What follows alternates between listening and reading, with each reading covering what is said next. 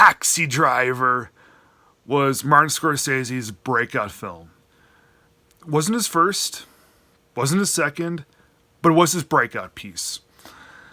The first bit of a success that he had was in 1973 when he did Mean Streets, but still, not many people really remember Mean Streets. The one, while everybody remembers Taxi Driver for good purpose, and people still tout Taxi Driver. Some tout it as being still Martin Scorsese's best film. I no longer think so. This used to be my favorite Scorsese piece. But, I don't know, it's just one of those films where it's done less to me over time. But I don't want to take anything away from this masterpiece of a film. It's just my first few watches with this, I was suckered so deep into the film, it would just grabbed me by the collar and it yanked me in, and by the time it finished I was just mind blown. Doesn't have the same effect to me anymore. I've seen films more than Taxi Driver, and they still has that same effect to me. While with Taxi Driver itself, it's lost that steam, but that's fine, whatever. This is one of the best character studies ever put on film. It's fictitious, and Scorsese admitted that a big inspiration of this was the John Wayne film The Searchers.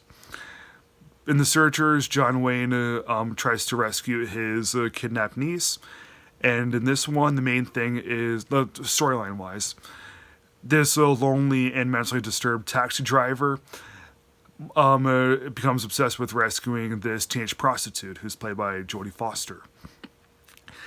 Now, that's not all that this story is about. We get to this great portrait of Robert De Niro, whose name in the film is Travis Bickle. He's an uneducated, honorably discharged Vietnam veteran who is in his mid-20s, and he's a bit of an insomniac, living in New York, and he works from 6 p.m. to 6 a.m. Driving cabs. And he's absolutely disgusted by really everything that he sees in New York. He sees racism, violence, drugs, prostitution, and everything's just boiling and boiling up inside of him. And he really wants to, but he tries to be happy.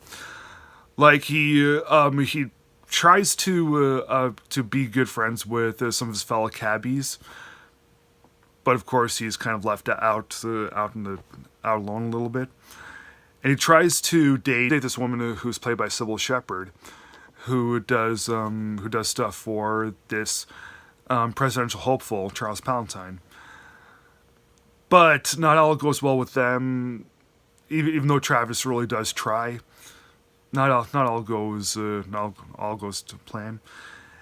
So even though he sees all this bad that's happening in New York, he does try to make good for himself with being friends with people and falling in love with a woman who's played by Sybil Shepherd. But not all is going well, and the real tipping point is when he encounters Jodie Foster, who's this teenage prostitute. So he almost becomes like a vigilante a little bit.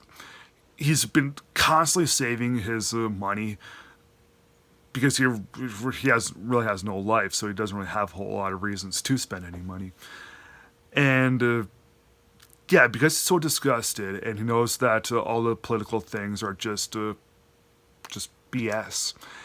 He wants to take some action for himself. If this is one of those films that really immerses you into it, really gets you going, and if you have a hard time returning to reality after it because it's such a knockout, so immersive, that's good. That's great. It used to do that to me, but it doesn't do that anymore. Right now, to me, Taxi Driver is just one of those films where I love analyzing it because it has a good look, it has good symbols, good motifs. but it doesn't it doesn't blow me away anymore. But that's fine, because I can still see all the good that this movie has to it, and it never ever tires me out. It's never ever a chore for me. So even though I don't get the same gut reaction that most people do, I'm not taking anything away from Taxi Driver. Still a fantastic film. I'm going to give it, I'm going to give Taxi Driver from 1976 4 stars out of 4. Everyone, thanks for watching. Be sure to subscribe and like this video, and I'll definitely be posting more things in the next couple of days. Have a good day, folks.